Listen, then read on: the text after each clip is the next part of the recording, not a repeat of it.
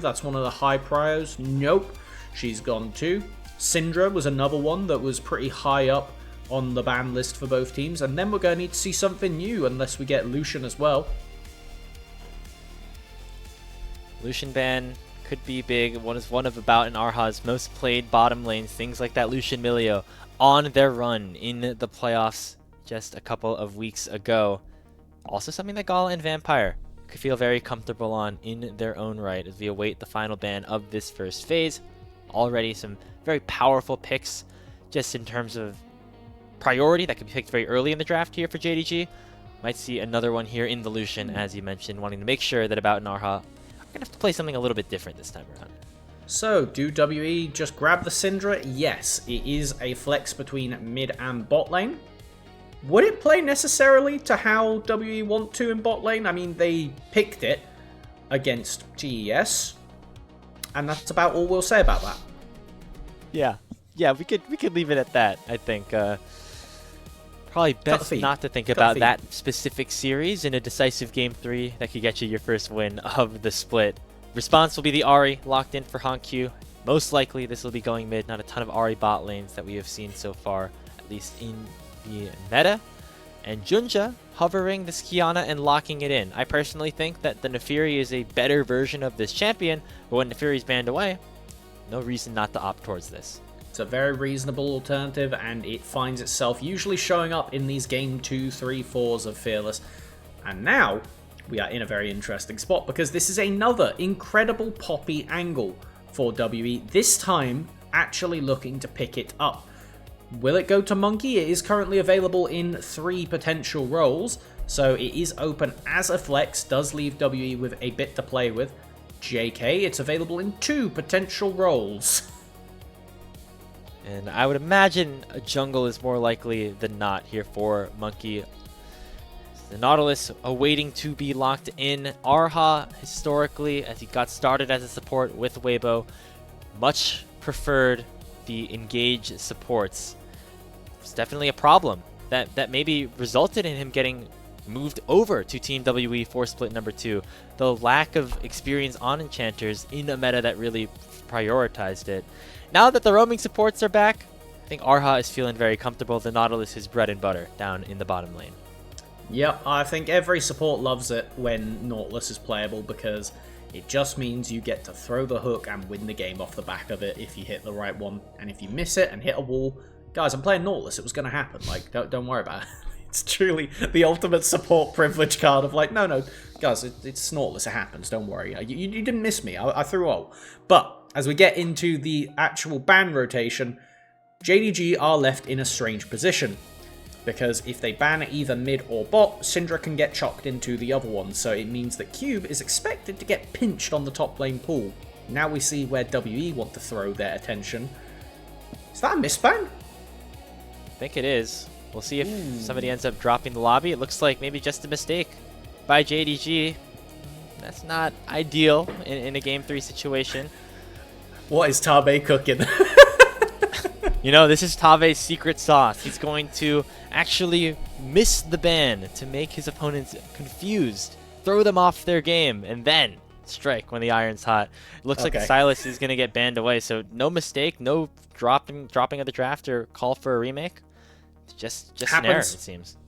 Yep, happens. It means that they are passively expecting this to be a repeat of About putting the Syndra down bot lane.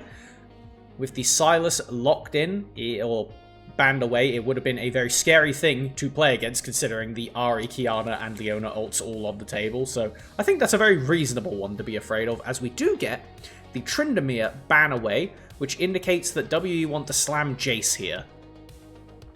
Yep, something that Xiaoshu has had a lot of experience with. Whipped out that Tryndamere a couple of times, most notably against Invictus Gaming last split. As it seems like the door might be open for Cube to lock in something a little bit safer that he knows does not have a crazy counter pick up Xiaoshu's sleeve. See what WE want to finalize their composition with. They're hovering a couple of bottom laners right now, which would take away from our expectation that the Syndra would be going towards about the Misfortune, going to get locked in. I kind of like this move here, Melvin.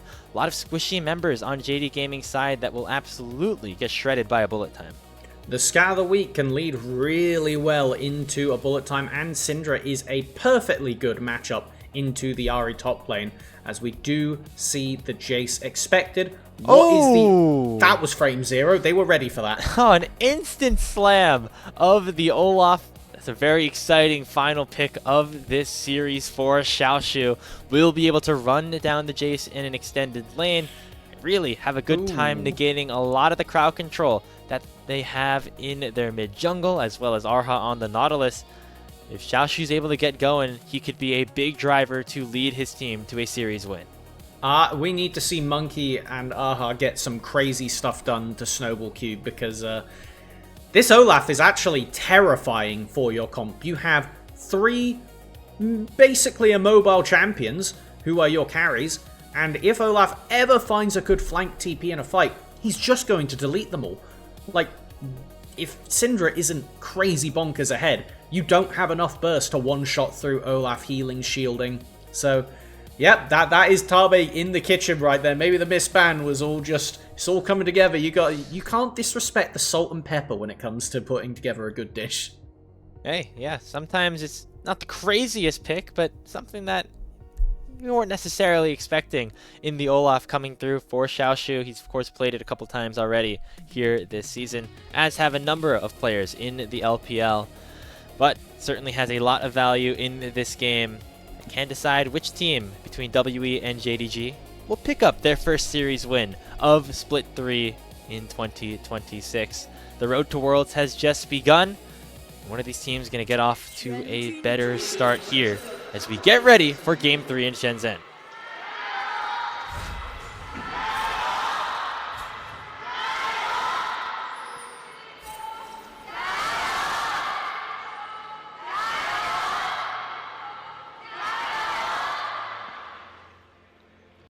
Alrighty, I am not disappointed by the rune selection of WE. 3 of those Storm Raider surges on the top side feels very necessary for trying to keep Olaf at arm's length. If you can't guarantee yourself to get ahead, making sure Olaf can't hit and then times out the ultimate is a pretty decent second option. Storm Raider's not going to get a ton of value on the Poppy. Remember, they changed it from what originally was Phase Rush. It's now no longer set spells procs consecutively. It's now a percentage of HP. So this is going to force Monkey to go a little bit more of a higher damage build. You know, we've already seen Poppies go this Under Sky, but not going to be as easy to proc it in the jungle Poppy position than you might see it on a Jace or Syndra. Should be fine up until first item, second item, and after that point, he's probably never going to proc it on Xiaoshu. Maybe not even on Vampire, but the other 3, it's feasible. It just means that that requires Poppy to be able to hit the other 3, which we'll see. We'll see. It's a bit more difficult. It is a champion that does have a lot of early power, though, so we need to now watch how Monkey can navigate the map. Considering the Kiana, it does some damage, but until level 6, it's not exactly the most scary thing, and even then, it's a big snowballer after getting some items, so Monkey should have what he needs here to get going on the map, particularly around this mid lane and bot lane where there's a good amount of gank setup. The junglers going for an early reset to pick up a small item before finishing off their opposite side quadrant. There'll be boots for Monkey, longsword for Jinja as bot lane trading. Benefits WE as they hit level 3 first in the 2v2. This was something that Gauntlet and Vampire ended up benefiting from in the last game. Which means that this time WE feeling a little bit stronger about how their bot lane is situated. It should lead into a pretty free Scuttle Crab trade for both sides, but Jinja faster on the clear as the Kiana compared to the Poppy. Will mean that they should be able to bully off and secure the Raptor camp, or not. Okay, not going to stay confident. They don't know exactly where Monkey is, so doesn't want to risk that.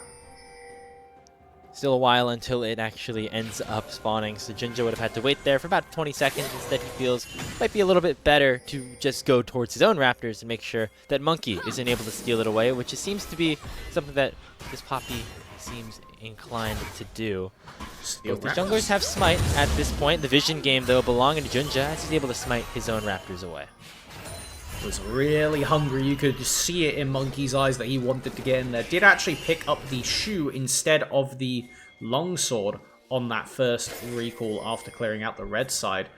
So trying desperately to get stuff done, whether that be invades, ganks, or whatever. Really good hook. Dredge line just poke out Gala, force the barrier at the very least. Didn't ever really feel like this Jhin was in danger. Melvin, we take a look at how the composition for JDG wants to function. This Jhin, thankfully for Gala, is going to be able to take a little bit more of the backseat just with all the damage that the rest of the composition has. That is true, but we did see as the game progressed yesterday, Gala's Jhin did end up becoming a pivotal member of the squad, and it was off the back of following up on his team CC and then weaving in to deal those big last hits off the fourth shot. And as we look to this game, I can see a lot of similarities. That was the win that JDG had yesterday, and I think that they could quite reasonably replicate it, considering WE's tanky members are, on the scale of things, not that important in a team fight as the game goes on. The Poppy and the Nautilus will make your life difficult, but they're unlikely to be the ones that are killing you. So if Jhin can play off a Leona ult, play off an Ahri flash charm, this kind of thing, or even just last hit somebody Kiana's done all the work on, that's all you need. Yeah, priority certainly much more on following up on some of the other plays that the rest of his team is making than going for 100 to zeros himself. Speaking of 100 to zeros, that is what JDG are going to try to do towards Cube, landing a root with the initial engage. Charm goes wide, but First Blood will come through all the same. It's Junja picking up the first kill of the game for JD Gaming. And this is what we said you have to be scared about. If Olaf gets ahead, even if he is not the recipient of the gold, putting Jace behind makes it even more difficult for him to play the lane. If he ever steps too far up and catches a stray axe, you're getting ghosted on, you're getting ran down, you're losing that flash. This will happen, and it is something that WE don't really have a good response to, because if you go up there and gank it, what happens then? Shock horror, the Olaf turns around, presses R, and kills the Poppy. Like, it's not an easy situation to be in, so really good recognition from JDG that they know where their bread is buttered this game, and we're going to get Xiaoshu ahead. Yeah, and doesn't result in a kill or even any gold going the Olaf's way, but just making sure Cube is in a weaker spot himself means that Xiaoshu should be able to play this lane out a little bit better, especially now that he has hit level 6. No all-ins just yet on the top side of the map. Could see those rather soon. Mid lane also seeing some trading. Overall, still a pretty even game, but JDG very happy about getting that first blood. You do see picking up a null magic mantle is Honkyu. Being respectful of Karras' ability to be Syndra and press R at some point. No R's just yet here for about. Finally, the bullet time will get issued just to kind of clear the wave and chunk Vampire to half HP.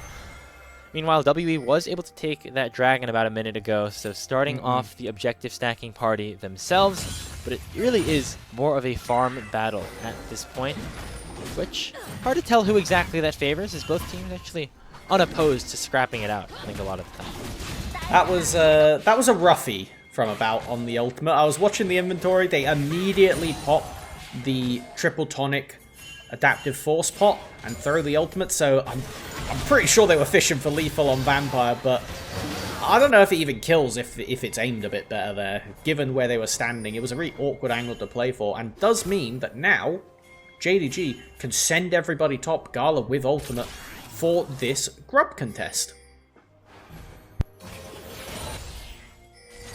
Nobody starting it just yet, or really being in the area just yet. Monkey potentially looking for a play for Gala. Already forcing his flash is Cube, and now Vampire can be the target, forcing both summoner spells out of the bot lane for JD Gaming. is going to be important as Monkey and Arha make their way towards the grubs. Got to act quickly though, because we did have Xiaoshu pushing bot side, but they actually send Cube away. Yeah, he's teleporting to the bottom lane, so not going to be an easy numbers advantage right now for Team WE. Charm whiffs from Hongq though, and that means that Vampire will die easily. Curtain Call only chunks Karis down, and Xiaoshu soon to join the fight. Remember, Cube is not in the area, so it will just be that one grub picked up for Team WE.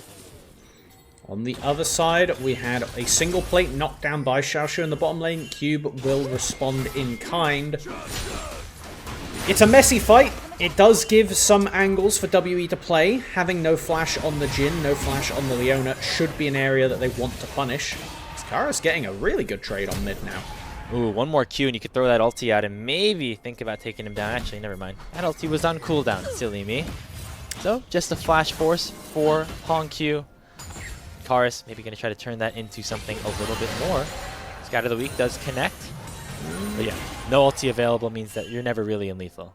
You say silly you, but I don't think Hongq was respecting it either. Seemed to be unsure whether the Syndra ult was on the table, because I agree, unless there was somebody right on the corner there to gank, not much reason to flash at that point. It will force out the teleport as well, so Hongq quite weak at the current moment. It gives another window for WE to look for a play, and with Dragon spawning in a minute or so, this is pretty much perfect for them. They want to be getting push out in the side lanes and then waiting for JDG to send somebody to approach him river, knowing it's only Junjia that can go in with the ability to escape at this point.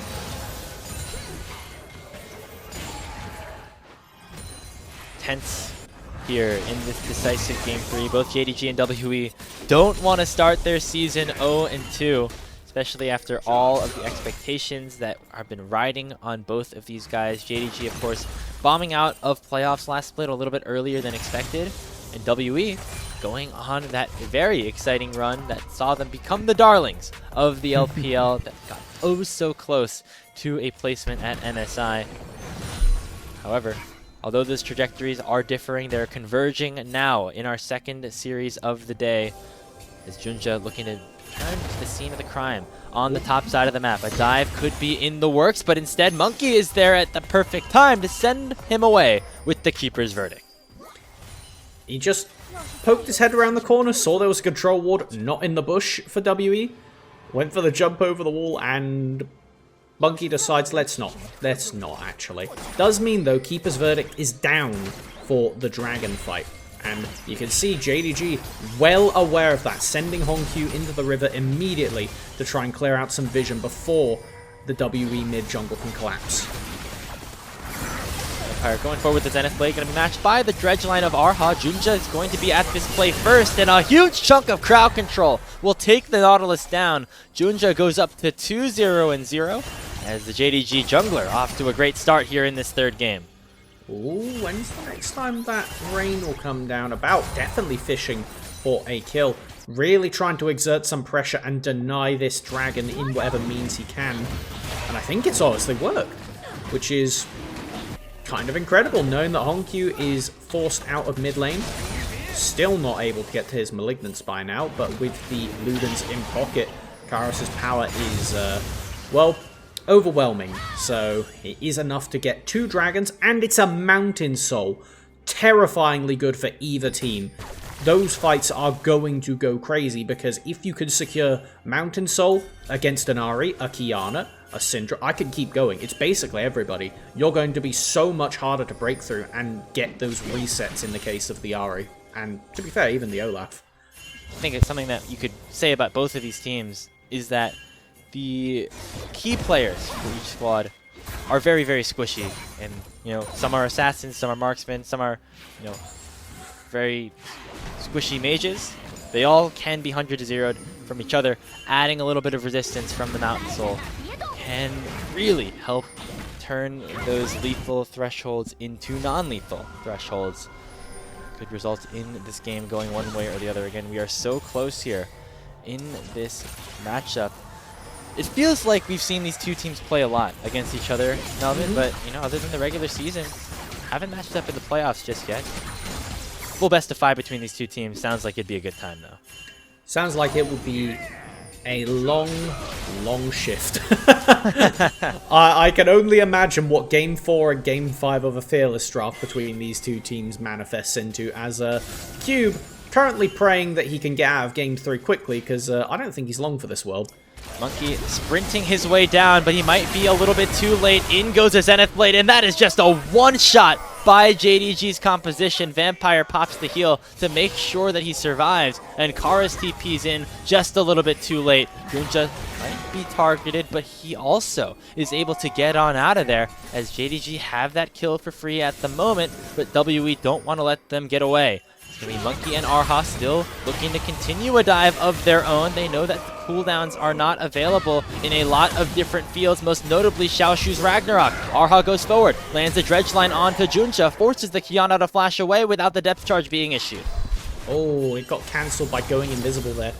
Really narrow for JDG to escape, knowing that between the depth charge and the unleashed power, somebody should have died there from JDG's side. So even if it's a ton of summoners blown, I think they get out barely quite pleased with that play, considering how much time was invested on the bottom side. Does actually end up being Karis that last hits the tower before his opposite number in the top lane, though, as Honkyu will end up being contested by Cube. That's a flashless Leona. Yeah, but he's pretty tanky with Aftershock and Locket and Junja by his side. Vampire going to be able to get out easily with the Rift Herald spawning in about 10 seconds. You see how vulnerable the mid lane tier 1 turret is on JDG's side. WE would love to be able to secure the Shelly for themselves, use it, break open the base, maybe even in a couple of minutes when that dragon spawns. But JDG are going to have none of it, as they're the ones to start this up first. Don't have Keeper's Verdict up just yet. Honkyu getting a lot of pressure in this top lane. It's currently only a Yomu's for the Jace, so he's not the scariest guy in the world. It's Monkey, Four though. members He's of going to go for JDG something. might be, and that's going to be 5 with Xiaoshu teleporting forward. Ooh, that Zenith Blade. If it connected onto Monkey, could have been a bad situation for the WE jungler. Xiaoshu just using the teleport to reset the wave up on the top side of the map, as Shelly goes the way of Junja rather easily. Really not much of a meaningful contest from WE, but the fact that they get Olaf's TP does mean they are playing the next team fight safe. You don't have to be afraid of an Olaf teleport flank behind you, which is, honestly, I would say the #1 loss condition for this WE team. Particularly on this side of the map, the amount of times I have watched an Olaf TP adjacent to that Gromp, adjacent to that blue buff in the WE jungle, and then just run behind and immediately one-shot the immobile carries. Probably upwards of the 10s now at this point, with Olaf becoming more of a fringe counter pick in the top lane. So WE at least know that they are fighting front to back. Does give them an angle for Monkey to get a really good eviction again and deny the play, because if they get to soul point here, pressure's all on JDG. Seems to be one of the few things that WE still has at their disposal. The composition against this Olaf is going to be very difficult to kill in a full-on 5v5, so it looks like WE going to try to make a pick for Xiaoshu immediately before the dragon even spawns. He goes in with the Ragnarok. Meanwhile, Monkey getting targeted by Junja, and Cube's trying to hunt down Vampire. We got to fight on multiple fronts, and right now Xiaoshu's trying to win out on the 1v1, ends up taking one down with them. It's only Arha though, and it will be Monkey sending away the Ahri with the Keeper's Verdict. Curtain Call not going to find a kill as Cube dashes back in, looking to try to finish off Vampire, and he will be able to do so with a Shock Blast. Honkyu flashes back in, forces a flash away from the charm, and it will be a lot of blinking health bars, but WE still in control around the dragon. WE dance their way around the lethal threats. They are approaching the dragon, though, with really low health bars, but it looks like Junjie doesn't want to risk it, doesn't want to throw away his camps he could be taking in the meantime. It leaves WE incredibly happy to be at Mountain Soul Point. That was kind of wild. I'm excited to see them attacking the Olaf, because I think we're at the point where one of them needs to buy some anti-heal if they want to go for that play again. Because killing the Olaf before the fight is a good strategy if you can kill the Olaf. I know, it took forever with 3 members on him. Can you imagine if all of JDG was collected around this Olaf? It would have been a much better fight for them. WE's support and... Oh no, that's rubbish. Monkey and Cube do a really good job to zone out the rest of JDG as the team eventually kills Xiaoshu. But it was really an eventually type thing. This was actually pretty fancy from Cube to go in at the last second, gets the numbers advantage, barely lives, and off the back of his mid-bot lane keeps Hongq from chasing further. Does secure Dragon, does secure a gold lead, but it is incredibly, incredibly minor, especially with Xiaoshu being allowed to free hit this bot tower. The gold continuing to swing back and forth. Karis and Monkey going to get some plates top, but Xiaoshu continuing to stack gold in his own right down bottom. Can be that easy turret picked up, another whole wave. Xiaoshu continuing to keep JDG in this ball game. A minute left until that Baron ends up spawning. Neither side does a great job of clearing it easily, so really waiting until that next dragon. Mountain Soul will be available for Team WE in just over 3 minutes time. This is another one of those games where I hate to see the Proto Belt on Karis. If this was a Shadow Flame, if this was even better, a stopwatch, then you can avoid the Olaf ult entirely. It means if Xiaoshu commits to hitting Syndra, you tap stopwatch and you can outwait the Olaf ult, come back out of it, throw your abilities, kill the guy, and job's done. Rocket Belt is a lot more dangerous to play with. It gives you some more flexibility for dodging Kiana routes, for dodging Leona ults, that kind of thing. But it does mean you are stunted on the damage, and again, I'm going to keep saying it. If Xiaoshu gets too tanky for WE to burst through, and it is burst because they have MF and Syndra, the game is effectively over for them. Like, they will have to play the team fight of their lives to be able to play against that. Looks like they are not willing to make that risk right now. At least until there's a major objective to fight for, right? No reason to just flip the game at this point, especially when you're still waiting for some major item completions to come through. Cube just has his Muramana upgraded. Also see now the Collector in the hands of About. Once you get that Dead Man's Plate for Monkey, maybe that extra movement speed could help him get across the map a little bit better, as we are still dead even in gold at 20 minutes into this game. Winner gets their first series victory of split number 3. Loser has to be in a very difficult to comprehend spot. 0-2 for either of these squads in the group percent standings would not be something that they'd like to see. Most definitely not, especially with AL now going to 2-0 on the standings. These 3 teams, not just because they all have red logos, all feel like they're kind of in that clump for fighting for 3rd to 5th place. They should be the ones that, outside of what we expect TES and BLG to be able to do, again, expect being the key word there, these 3 teams need to be the ones that are fighting each other for the higher placements and should be beating the teams that promoted from Nirvana at the end of the day. We'll have to see if that actually holds true.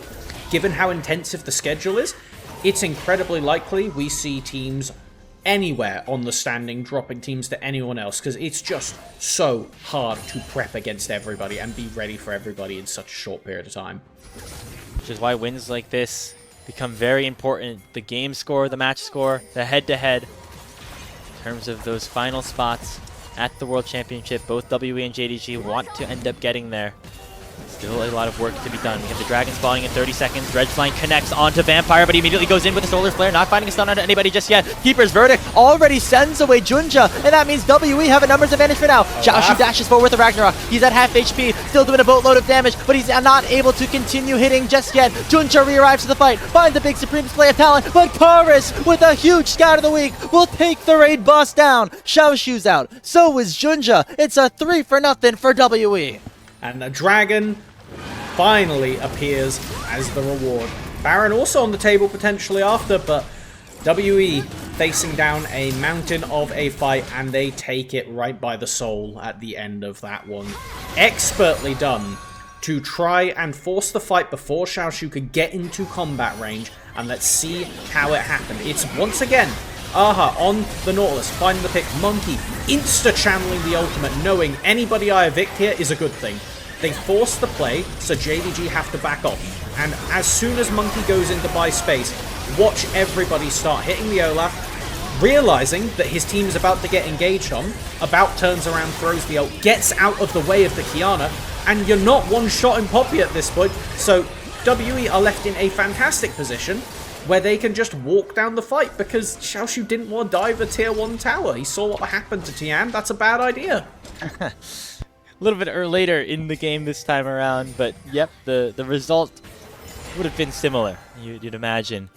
As, yeah, Xiaoshu, we kind of have been chalking him up as being a big problem for WE to deal with, but shout out to WE, they acknowledged the issue, and they decided to come up with a very strong solution to it, which is just be able to run away from the Olaf, time out the ultimate, and then you can re-engage Cars with a huge combo, scatter the weak into the unleashed power to take down Xiaoshu, and once that happened, the fight fully belonged to Team WE.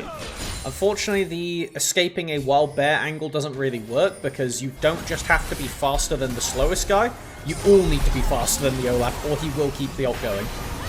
Another fight could be breaking out as a teleport flank is available now for Xiaoshu. Already crowd control issued on to Arha. It will be the first kill going down. Xiaoshu flashes forward, does not land the undertow until the ultimate has expired, but it's already numbers advantage in the hands of JDG. Looking to get back into this game number 3. A big scatter lands, but it's only onto Vampire. They should be able to take the enemy support down. Both supports out of the picture as it's a 4v4 across the map. Once again, no Ragnarok available for Xiaoshu, so WE still feeling like they can push the pace with another wave crashing into the mid-tier 2.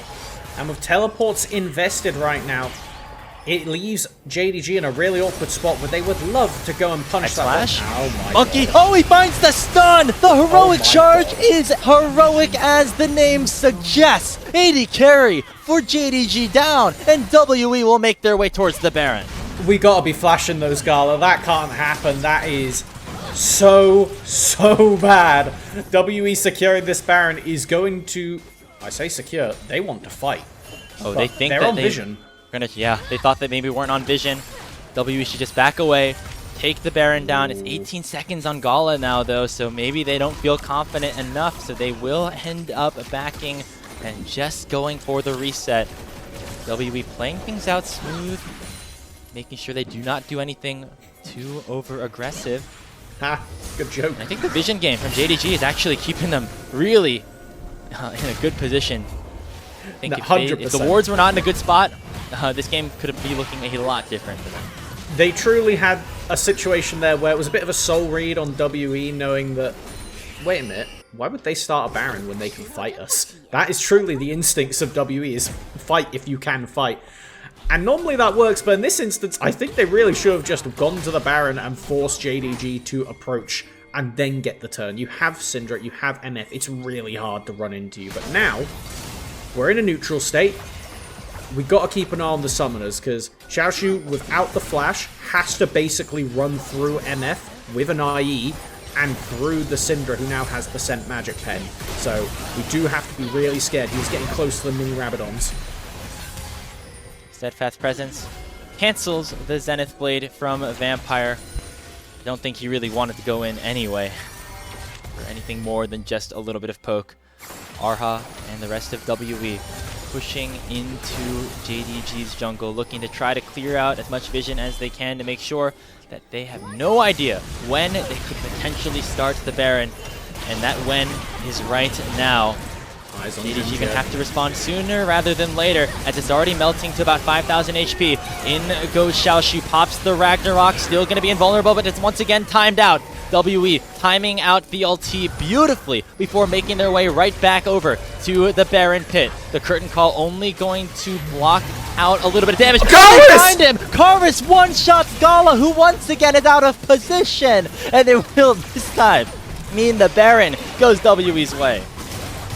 Curtains closed by Karis. That was a crazy walk at the end there. I was shocked that they went back to hitting the Baron, but the Syndra lurking in the shadows, that vision control we were just talking about that had kept JDG in the fight, losing it is what loses them the Baron.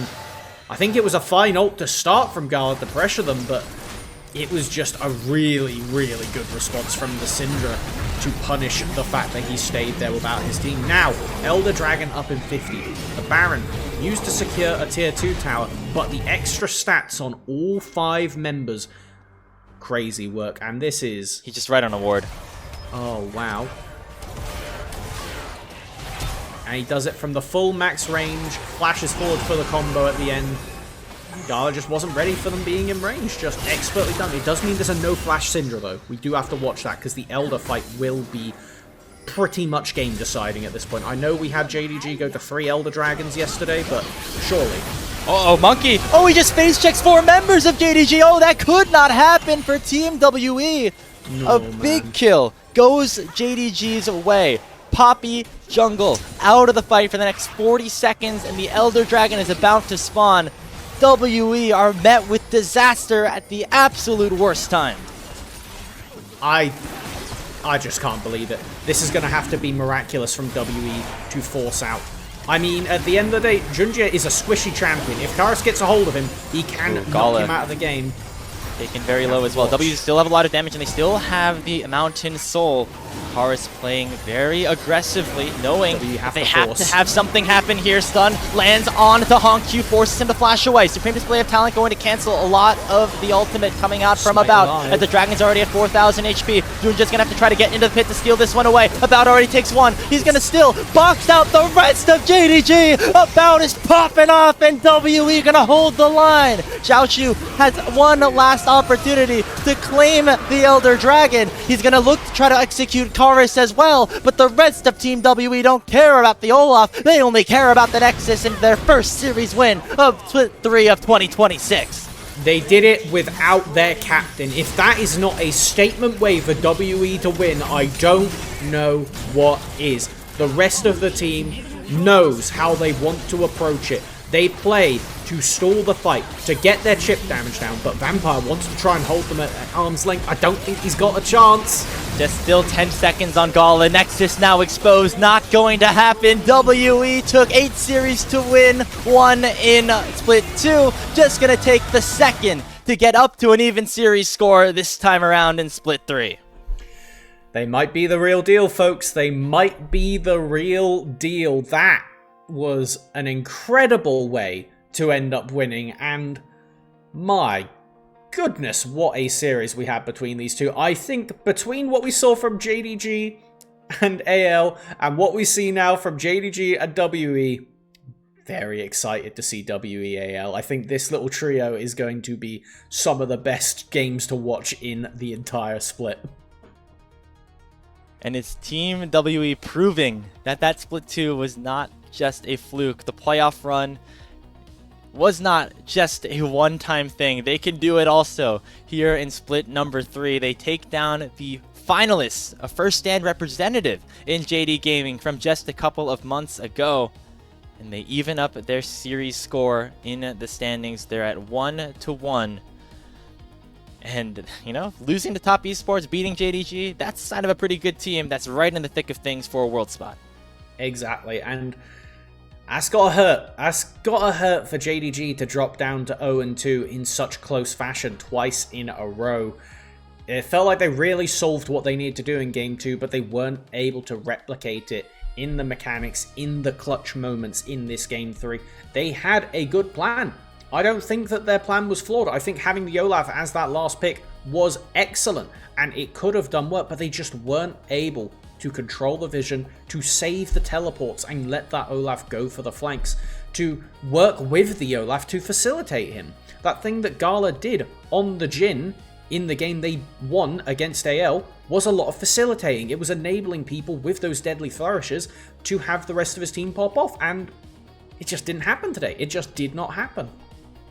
Just mistakes that can't happen in decisive games like that from players that, frankly, have done much better in higher pressure spots, right? Gala has been at a number of high-level tournaments, has won MSIs. You know, that shouldn't be happening from a player like him to get caught out like that with the curtain call. Just a very bad sequence of events there that led to JD Gaming losing this series, and it must be heartbreaking for them have back-to-back very close game number 3s be decided by the slimmest of margins after it felt like they were in good positions to succeed. Absolutely, but we've got to turn it over. We've got to start talking about WE again, because that was great. Karis had a really solid Syndra game, managed to pretty much win the Baron interaction with that Syndra flash to kill Gala.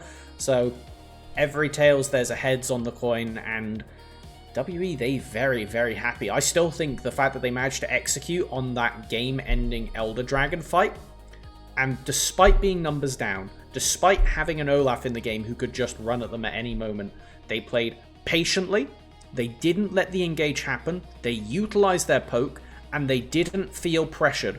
The fact that the Elder Dragon was just standing there in front of them, gradually ticking down, knowing we do not have a smite, we do not have a Jhin 4th shot, we can't last hit this, and yet that didn't stop them from knowing their objective. Just tick down the enemies one by one until we force Junjie to show himself, and then we get him. Really well played on that last sequence around the Elder Dragon. Somehow, just the two carries of About and Karis taking Junjie out of the picture. He had the smite. Nobody on WE did, because Monkey was dead. And he wasn't even able to make it a smite fight at all. The Elder Dragon stayed alive all the way up until everybody else except for Xiaoshu was dead. So that's never a good sign when you are the side of JDG, when you have the smite advantage and aren't even able to use it. We're just going to wait for these post-game graphics to show up and everything before we hand things off to our next series. But it's been a fun couple of days here in the LPL.